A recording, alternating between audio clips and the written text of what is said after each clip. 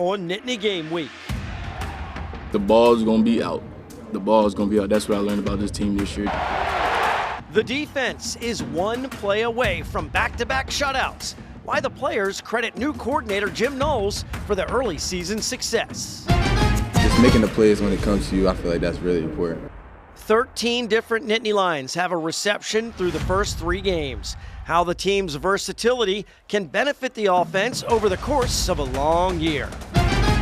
And with PSU on a bye week, you may decide to tackle a good book with some of the free time, the way this Penn State alum and author uses a fictional player from Linebacker U as the main character in his crime thrillers.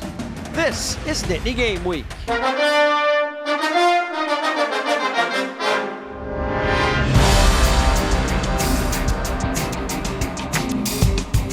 Hello, everyone, and welcome to Nittany Game Week. I'm Todd Sadowski alongside former Nittany Lions coaches Jay Paterno and Tom Bradley. To absolutely no one's surprise, Penn State 3-0.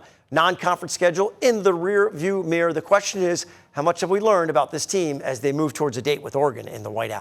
I think we've learned that there's still some work to be done. Offensively, they've been a little uneven at times. Defensively, they've been really good, and special teams have been outstanding. And I couldn't agree more. That's how I'd rank it, too. Those 3 things. But that's where you should be at this point in time. Your offense should be a little bit behind. But what's really been impressive to me is the way the special teams and defense have been playing. Yeah, no doubt. Time for our opening drive. Now, the defense comes so close to back-to-back shutouts. The offense shows versatility without a ton of explosive plays, and third down execution is going to receive a lot of attention during the bye week. PSU takes the field for the 3rd consecutive week as a massive favorite, almost 50 points against Villanova. The only score the defense gives up comes on the last play of the game, but they are all over the Wildcats as expected, Jay. By the way, that last touchdown that Villanova got, they certainly earned with an unbelievable catch. But look, they didn't start out real fast on offense, but as the game went on, they started to figure some things out and got a lot of plays. It's always a good sign when you see the secondary pick off a couple of passes. Elliott Washington with an interception, and then one they turn into a touchdown from freshman Jameer Joseph for pick 6. I think everybody looks at the interceptions, but I've been watching that secondary. That's a very sound group back there. They know what they're doing. They're a cohesive unit. I like the way they're playing. Everybody, like I said, gets into the picks, but it's a lot more than that in that secondary. So a simple question for the guys after the game. What have you learned about your defense? The ball's going to be out. The ball's going to be out. That's what I learned about this team this year. Just how Jim knows where to put us in at what time. Just everything just that we've learned throughout camp, throughout spring is coming along. This defense, what I say we learned about this defense is Coach Knowles is always going to put us in the best position to execute. And as long as we trust Coach Knowles, which we do, and we do everything that he says, we're going to be the best defense in the country. You have to love the confidence they have in their coach and themselves. Tougher challenges coming very soon in the form of the Oregon Ducks. On the other side of the ball, Tom, the offense certainly has shown some versatility and a bunch of different guys they get the ball to, even though they haven't been as successful as maybe they'd like. But for a defense, when you got to worry about all the wideouts and the tight end and the backs, how tough is that? Well, you can't focus on any one guy. You're spread all over the place, because they got all the different weapons. And I think they're showing people that they have these weapons and now better defend against them. Now, Jay, everyone is well aware of what the senior running backs can do. They're mixing it up nicely with the new wideouts and sophomore tight end Luke Reynolds, a productive target. I wouldn't call the offense plotting, but they want more explosive plays. There's no question, and that's one of the things that's going to really, when people talk about Allor hasn't looked maybe as sharp as you'd like, sometimes those guys downfield aren't open, and sometimes they're having trouble. So they're going to have to clean it up when they start getting to the Big Ten. Well, when you lack explosive plays, it makes protecting the football that much more important, and Drew Allor has certainly excelled in that category this year. He has a variety of options every time the ball is snapped. Every play, you got to be ready to catch the ball, ready to have the ball in your hand. So we have a lot of guys that can make plays, so it's kind of hard to distribute to everybody every play. So just making the plays when it comes to you, I feel like that's really important.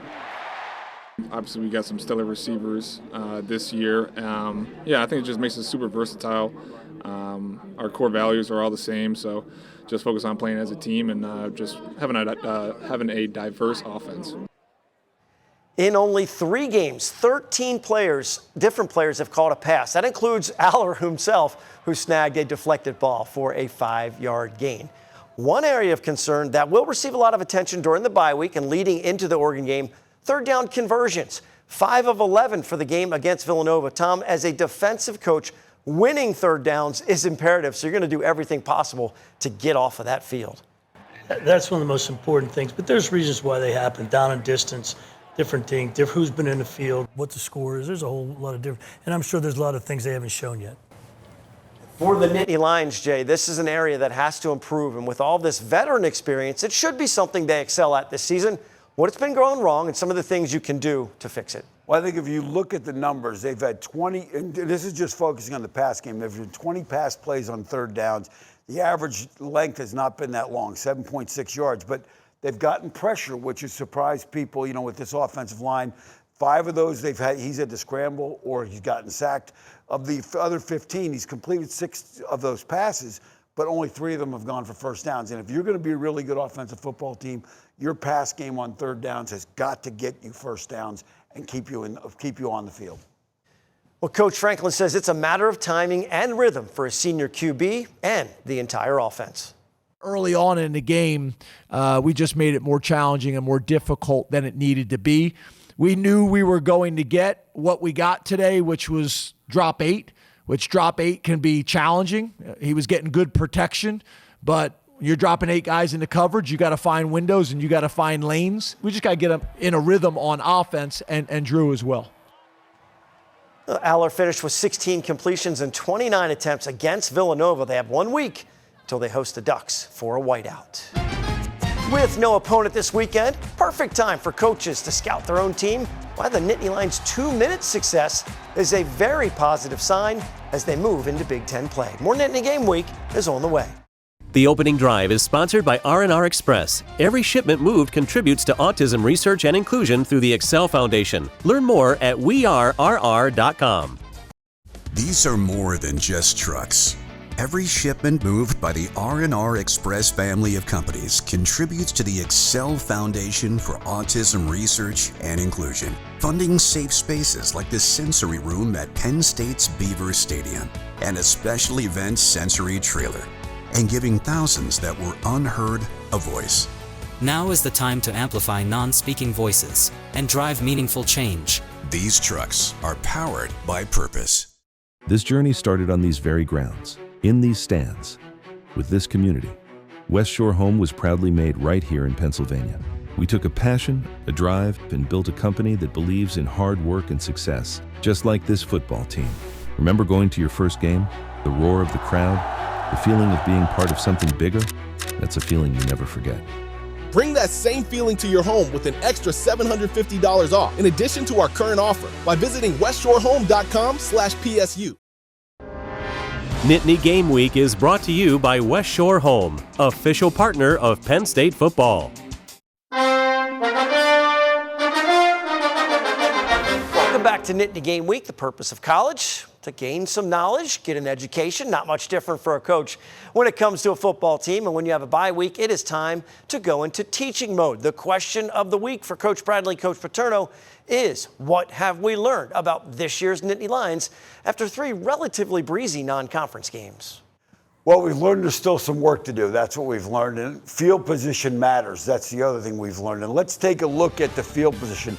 Penn State has been gobbling up real estate. Look at the average starting field position. The -42 is incredible for a 3-game stretch. Tom, 634 hidden yards there, which means really 211 yards in free total offense for Penn State. Yeah, and that's something people don't look at. And they say, well, they haven't this many yards. Well, maybe they could do better. No, those are the yards that you want. Yeah, no question. And when we talk about what's come off those things, they've had 11 drives that have started opponent's territory in 3 games, which is a great number. You'd like to see more touchdowns because that represents 77 potential points. 6 field goals, 3 touchdowns, 1 punt, and 1 interception. And part of that has been the red zone issues. Yes, they are good in the red zone because Ryan Barker has been great kicking field goals. The problem is he's out there too often, and they're 10 of 17 on TDs, which is 13th in the Big Ten. So let's talk about what's going on with some of the red zone stuff. They want to run the ball. They have not had, first down has not been great setting them up to get success on second and third downs. They like this 6th offensive lineman here, Tom, but as you know, once that guy's not an eligible receiver, these guys don't worry about covering him. and you run the zone read with the quarterback, when you don't have the pass threat and the run read, how much easier is it to stuff the It run? makes it a lot easier because the things when this guy can do like they had in the past is a big problem for the defenses. No question. You never get anything for nothing when you put that guy in there. sure. It changes the defense. Now, let's talk about some other things. The end of the half, they have been tremendously successful with the ball before the half in the 2-minute drill. That's one of the things that Aller has really, really excelled at. And you look at all those things, and those have changed the tenor of the game. And they've come out of some of those games and then gotten the first possession in the second half and gotten points. But let's talk about how you set up a good 2-minute drive. You start by getting the first down. Here they run a nice screen to Singleton. They get the blockers and the back between the pass rush and the coverage. And what's that mean, Tom, when you get that going? Well, one of the things you said is that it's that first play, it's that first down that gets you going. Because now the defense is backed up on their heels a little bit because you're moving that ball. Yeah. And you get and you get in your rhythm, you get a little stride, and then you're able to hit that pass for a touchdown before the half. Because once you get moving, that momentum is really good. Now, on the defensive side of the ball, Penn State has done a great job in turnovers. They're +5 on the year for turnovers. And when you see what happens here they did get some disruptive plays. They're trying to run a screen pass. The outside guys know when it's a screen, I go to the quarterback. The inside guys pull off. And then you get the big man interception, and everybody loves the big man interception. They sure do. One point you made, Jay, which you want to make sure we emphasize, is the fact that it's not just the defensive guys. The offense isn't turning it over. The defense is getting the ball, and that's what has where you want the differential. And by the way, not a bad job of running with the football there. Now, we talked about those hidden yards. Wosu is the guy in terms of this team. If I had to give an MVP, he might be the guy. Net punting 6th in the country. 5 out of 5 punts have landed and been down inside the 20. He flips the field. It's incredible. It's incredible what he's done. Of course, one of the most important parts of a college football program are the fans. Diane Crosby of Mechanicsburg, Pennsylvania, was a lifelong supporter of the blue and white. Diane passed away after a battle with pancreatic cancer. And this October, her family and friends are hosting a watch party and fundraiser in her honor called Blue and White Forever Bright. I was going through some of my wife's things a couple weeks ago, and I found a sign that she had that we used to bring to our tailgates. And it said, "Life needs more tailgates." And that is Diane. She liked to have a great time. We were undefeated in tailgates. We're going to try and do that, remain undefeated on October 4th. Blue and White Forever Bright watch party and tailgate dinner will take place on the 4th at Englewood, Hershey. Matt and Diane's 2 children and over 150 family and friends will host the watch party for the Penn State at UCLA game. Diane passed in December at the age of 55. The head brewer making a special beer called the 4-Die Pale Ale. You can get more information on this awesome event at nittany-game-week.com. Up next, our Impact interview with a Penn State alum and author, Paul Levine. We dive deep into his thrillers and why his main character in his books is a former star at Linebacker U. Nittany Game Week returns after this. I'm liking what I'm seeing out here, guys. Speed and precision. This is the type of hustle I'm looking for. That championship level effort. This is where all of our training pays off. You know, most homeowners just check in on us now and then.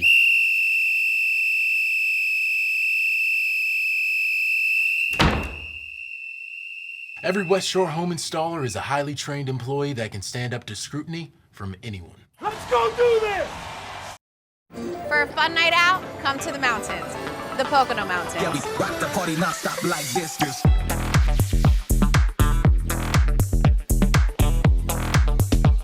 Yeah, we rock the party non-stop like this.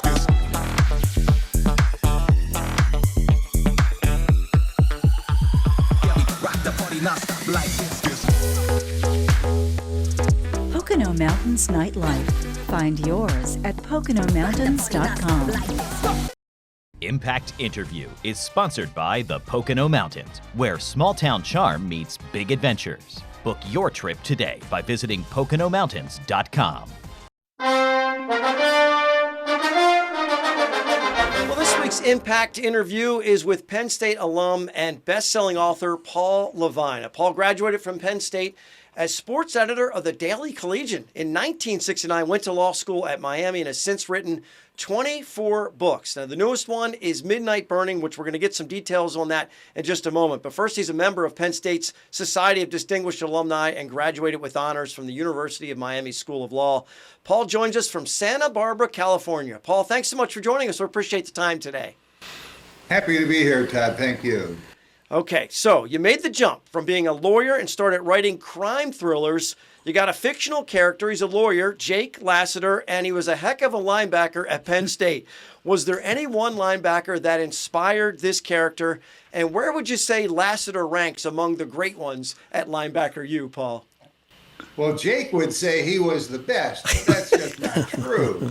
And I hesitate to make him Shane Conlon or Dan Connor or any of the great linebackers because my Jake, who's fictional, gets in a lot of trouble. He was always breaking curfew. He said at Penn State, I was Joe Paterno's problem child. When he hung on the last roster spot with the Dolphins, he said, Coach Shula parked me so far down the bench, my butt was in Hialeah. So I don't think anybody wants to be Jake. Well, let me talk about your past at the Daily Collegian. You covered Penn State football in the late 1960s when weekly press conferences were really almost like a family affair type gathering. As you look at the sport now, were the old media relationships better or worse for the growth of the game? Well, the differences are astounding. I mean, there's so many differences in college athletics now, and that would be one of them. My recollection is that Joe, in those first few years, for quite a long time, really enjoyed the sparring with the press, had a great sense of humor. And I think the Eastern writers who covered Penn State from the Pittsburgh Press and the New York Times and the Enquirer and the Bulletin and Harrisburg Patriot and plus some newspapers that don't exist anymore enjoyed those sessions tremendously. And they were, I'm going to use a Joe expression, they were loosey-goosey. They were not strictly organized. Paul, it's funny here. We're sitting here. I've known you since 1980, okay? So I can ask these questions now. And all of us who know you truly know your passion for Penn State football. What are some of the games or moments that have stayed with you over all these years? Well, speaking of that passion, my wife and I were talking one day, and I can't remember the subject of it, but I think she was irritated with me. And she said, I think you love me more than you love Penn State football. And I said, I just said it backwards. She said, I think you love Penn State football more than you love me. And I said, even if that's true, I love you more than I love Penn State basketball. But yes, yes. The win over Miami in the Fiesta Bowl for the national championship, when Miami was a 2-touchdown favorite, has got to be pretty much everybody's favorite game if you were there. The win over Georgia in the Sugar Bowl for the national championship when Herschel Walker was on Georgia. The win over Nebraska at home help me out with the 82. 82. Yes, in 82 that led to the Sugar Bowl win over Georgia. You have a new book out called Midnight Burning that is a different approach for you as a writer. So how much harder was it writing historical fiction that includes historical figures? And having read it, you did a phenomenal job. How hard is that to do? Well, let me say that you know a little bit about research from your novel writing. You have to research every book, but writing contemporary legal thrillers, as I did with Jake Lassiter with Cheater's Game, Early Grave, To Speak for the Dead, I had so much knowledge of the courtroom, what happens in the courtroom, who says what and when, that I wasn't actually prepared for the amount of research to do for a book set in 1937. The one-liner on Midnight Burning, and by the way, in author school, they always teach you, hold up the book whenever you're on television. There is no author school, but they would teach you that. Albert Einstein and Charlie Chaplin in real life were good friends. When I learned that, and when I learned about the 1930s and the fascist movement in the United States that was mirroring what was going on in Berlin as Hitler consolidated power. I came up with an idea for the two of them to fight the fascists in Hollywood in Los Angeles, because there was, in fact, a movement to assassinate 20 Hollywood celebrities, Chaplin being one, and instigate an insurrection against the U.S. government. And also true was that the FBI was chasing communists and really didn't care about the extremist fascist movement. Now, to write that book, I had to credibly create dialogue that Einstein and Chaplin would say to each other, as well as the other real characters, William Randolph Hearst, Charles Lindbergh, Joseph and Magda Goebbels from Germany, and a fascist leader in the United States, long lost in history, named William Dudley Pelley. All real people. It was a grind, frankly, doing the research. Thanks to Paul for the time and insight into his motivation and creativity behind his thrillers. If you want to see our entire conversation with Paul, make sure you check out our website, nittany-game-week.com. Still have our scrap medal to hand out. This week's winner is a dual threat with his feet and his hands, and has been a welcome addition to the roster. Scrap medal, trivia winner, pride picks, all just ahead. We're heading into the final minutes of Nittany Game Week. Nittany Game Week is brought to you by West Shore Home, official partner of Penn State Football. Noah. See you guys later. He's gonna see us later. Come on, friends I haven't met yet. Noah, be careful. You know Noah? I'll have the tomahawk. And so will he. This next one goes out to Ken and Janice. Did he just call you Janice? Kick out hard away. These are more than just trucks. Every shipment moved by the R&R Express family of companies contributes to the Excel Foundation for Autism Research and Inclusion, funding safe spaces like the sensory room at Penn State's Beaver Stadium and a special events sensory trailer, and giving thousands that were unheard a voice. Now is the time to amplify non-speaking voices and drive meaningful change. These trucks are powered by purpose. Scrap Metal is sponsored by Burke and Bradley Orthopedics. Located in Pittsburgh, Burke and Bradley Orthopedics is a comprehensive sports medicine practice, providing patients with the most current and innovative approaches in diagnosis and treatment. Tom's favorite part of the show, the scrap medal, where he gets to recognize excellence in attitude and performance. This week, it's Trevor Pena. Really like what I see from the redshirt senior. Transferred in from Syracuse. He's a Jersey kid, went to Ocean Township High School, and he fits right in with this offense. Always ready if his number is called, and a threat as wide receiver and on the end around as a runner. Touched the ball 8 times against Villanova, 4 catches, 4 runs, accounted for almost 100 yards of offense, averaged over 10 yards every time he gets it. He's off to a great start this season.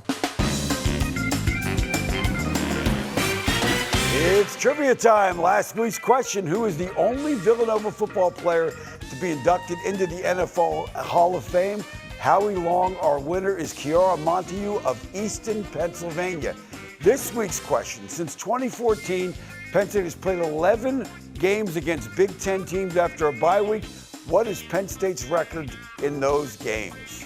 Another solid question. We're bringing PSU fans and alumni together with our Nittany Connect network at nittany-game-week.com. We're partnering with businesses that support the show and letting our viewers know about their great products and professional services. Now, the place to find Nittany Collect, along with all of our other web-exclusive content, is nittany-game-week.com. Airtimes for our network of stations, previous episodes and interviews, the Nittany Game Week podcast. All can be found at one convenient location, nittany-game-week.com. And before we go, guys, a fun reunion last weekend with a Big Ten championship team. So tell us about the 2005 reunion. It was just fun seeing all those guys, some of them with their kids, their families, and just seeing how close they were all together. That's why that's how you know you had a great team. It was fun. The stories get better and better every year as you go back and you talk about it. But seeing them older now, and then you're going, oh, I remember I coached him. What a difference. you didn't just coach them, you impacted them. And I think that's got to be really cool, too, for you guys to see that as they go through their lives. Make sure to submit your tailgating and game picks from the game. We always finish with some pride picks, so show us your spirit. For Jay and Tom, I'm Todd. Thanks so much for watching Nittany Game Week. We'll see you next time.